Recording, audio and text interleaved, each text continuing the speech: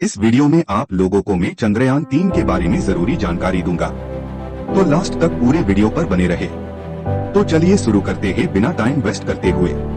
सभी के मन में यही सवाल उठता होगा कि अरबों साल से अंधेरे में डूबे चांद के दक्षिणी ध्रुव पर क्या खोजेंगे विक्रम और प्रज्ञान। तो चलिए ऐसे में जानते हैं कि दक्षिणी ध्रुव पर ऐसा क्या है जिसे चंद्रयान 3 खोजेगा।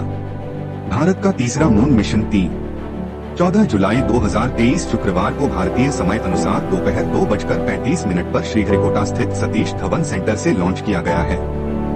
चंद्रयान 3 भारत का तीसरा मून मिशन। चांद तक पहुंचने में चंद्रयान 3 को 1.5 महीने से ज्यादा का समय लगेगा।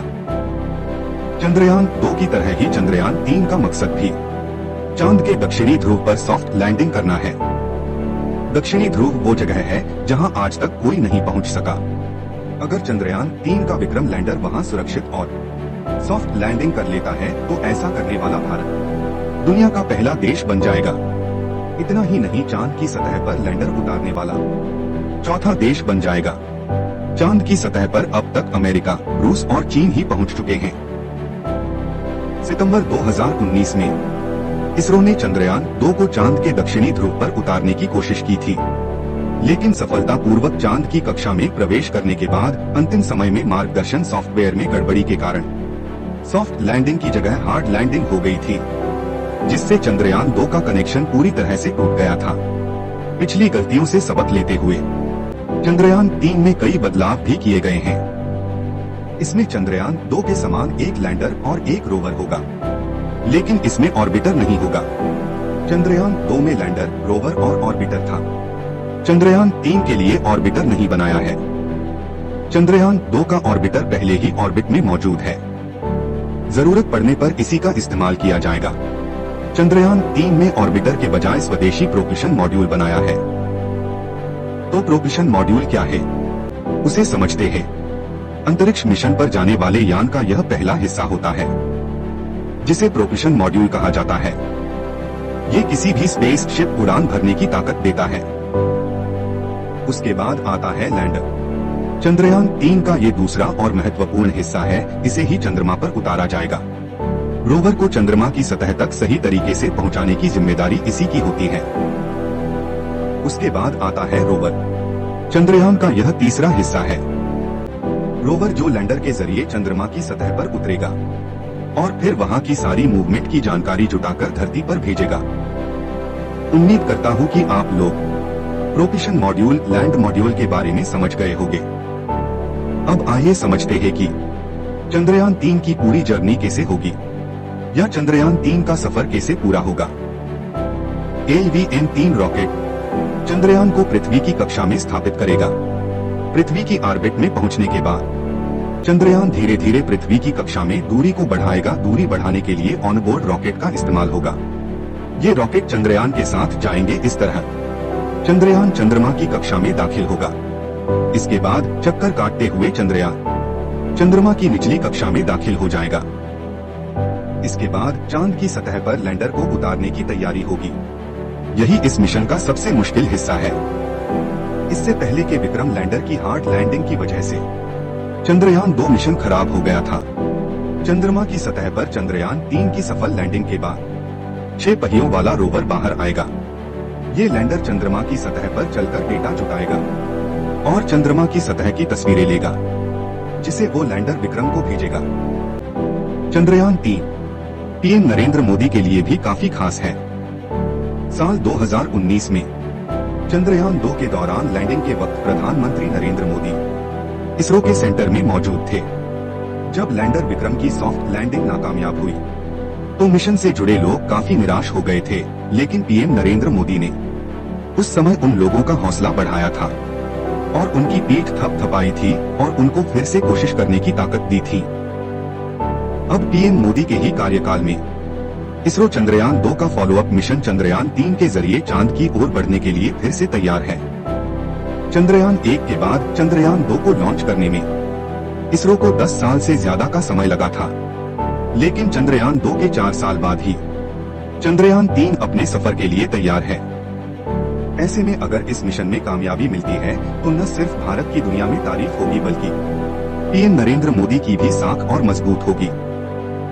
चांद के दक्षिणी ध्रुव पर सिर्फ भारत ही नहीं बल्कि अमेरिका और चीन समेत दुनिया की नजरें भी हैं। चीन ने कुछ साल पहले दक्षिणी ध्रुव से कुछ दूरी पर लैंडर उतारा था, लेकिन उसमें भी हमारी तरह ही मार्गदर्शन सॉफ्टवेयर में गड़बड़ी के कारण पूरी तरह से कनेक्शन टूट गया था। इतना ही नहीं, अमेरिका तो अगले साल दक्षिणी ध्रुव पर अंतरिक्ष यात्रियों को भेजने की तैयारी भी कर रहा है। चंद्रयान 3 का मकसद क्या है? चंद्रयान 3 के जरिए भारत चांद की स्टडी करना चाहता है। वो चांद से जुड़े तमाम रहस्यों से पर्दा हटाएगा। चंद्रयान 3 चांद की सतह की तस्वीरें भेजेगा, वहां के वातावरण, खनिज, मिट्टी, तमाम जानकारियों को जुटाएगा। बता दें 2008 में जब इसरो ने भारत का पहला चंद्र मिशन चंद्रयान 1 सफलतापूर्वक लॉन्च किया था, तब इसने चंद्रमा की परिक्रमा की और चांद पर पानी खोजने वाला पहला देश हमारा देश भारत है। चंद्रमा पर पानी की मौजूदगी का पता चंद्रयान 1 पर मौजूद भारत के अपने मून इम्पैक्ट प्रोब MIP ने लगाया। अमेरिकी अंतरिक्ष एजेंसी नासा के उपकरण ने भी चांद पर पानी होने की पुष्टि की है। चंद्रयान 2 के मुकाबले क्या अपग्रेड किया गया है चंद्रयान 3 में?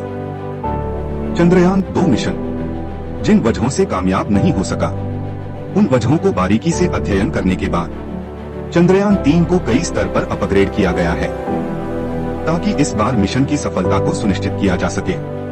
इसके लिए पिछली बार की तुलना में लैंडर को मजबूत बनाया गया है। इसमें बड़े और शक्तिशाली सौर पैनल का इस्तेमाल किया गया है। चंद्रयान 3 की स्पीड को निर्धारित करने के लिए अतिरिक्त सेंसर लगाए गए हैं। कुल मिलाकर इस मिशन में हर गलती की गुंजाइश को खत्म करने का प्रयास किया गया है। चंद्रयान 3 को चंद्रमा पर भेजने के लिए LVM-3 लॉन्चर का इस्तेमाल किया जा रहा है। चलिए जानते हैं कि क्या है LVM-3। LVM-3 एक 3 चरणों वाला रॉकेट है, जिसमें पहले चरण में तरल ईंधन ठोस ईंधन द्वारा संचालित, 2 स्ट्रैप ऑन मोटर तरल ईंधन द्वारा संचालित दूसरा और क्रायोजेनिक इंजन होता है। ये भारी सैटेलाइट्स को अंतरिक्ष में छोड़ने की क्षमता रखता है। ये रॉकेट करीब 143 फीट ऊंचा है, 642 टन वजनी है। चंद्रयान 3 को जियोसिंक्रोनस ट्रांसफर ऑर्बिट में छोड़ेगा। अब मैं आप लोगों के मन में आने वाले कुछ सवाल के जवाब दूंगा जो आपने पहले नहीं सुने होंगे। तो चलिए सवाल 1 से 11 सवाल देखते हैं। सवाल 1, चंद्रयान 3 से क्या फायदा होगा? अगर चंद्रयान 3 के जरिए दक्षिणी ध्रुव पर पानी और खनिज की मौजूदगी का पता चलता है, तो ये अंतरिक्ष विज्ञान के लिए बड़ी कामयाबी होगी। यही वजह है कि अमेरिका की स्पेस एजेंसी नासा भी दक्षिणी ध्रुव पर जाने की तैयारी कर रही है। अगले साल नासा इस हिस्से पर अंतरिक्ष यात्रियों को उतारेगा। अप्रैल 2019 में नासा की एक रिपोर्ट आई थी। सवाल 2, चंद्रयान 3 की कीमत कितनी है? 2020 में भारतीय अंतरिक्ष अनुसंधान संगठन इसरो के अध्यक्ष के सिवन पत्रकारों से बात कर रहे थे और उन्हें बताया कि चंद्रयान 3 की लागत लगभग 615 करोड़ रुपए थी। उसमें से लैंडर, रोवर और प्रोपल्शन मॉड्यूल की लागत 250 करोड़ रुपए और लॉन्च सेवाओं की लागत लगभग 365 करोड़ रुपए थी। सवाल 3, चांद पर कितना होगा चंद्रयान 3 का वजन? चंद्रयान 3 का कुल वजन 3900 किलोग्राम है, जिसमें प्रोपल्शन मॉड्यूल का वजन 2148 किलोग्राम है और लैंड मॉड्यूल 1752 किलोग्राम है। सवाल 4, पृथ्वी और चंद्रमा के बीच की औसत दूरी कितनी है? पृथ्वी और चंद्रमा के बीच की औसत दूरी 3,84,400 किलोमीटर 2,38,855 मील है। यह पृथ्वी के व्यास का लगभग 30 गुना है। पृथ्वी के चारों ओर चंद्रमा की कक्षा अंडाकार है, इसलिए दोनों पिंडों के बीच की दूरी थोड़ी भिन्न होती है। सवाल 5, चांद पर जाने के लिए कितना समय लगता है?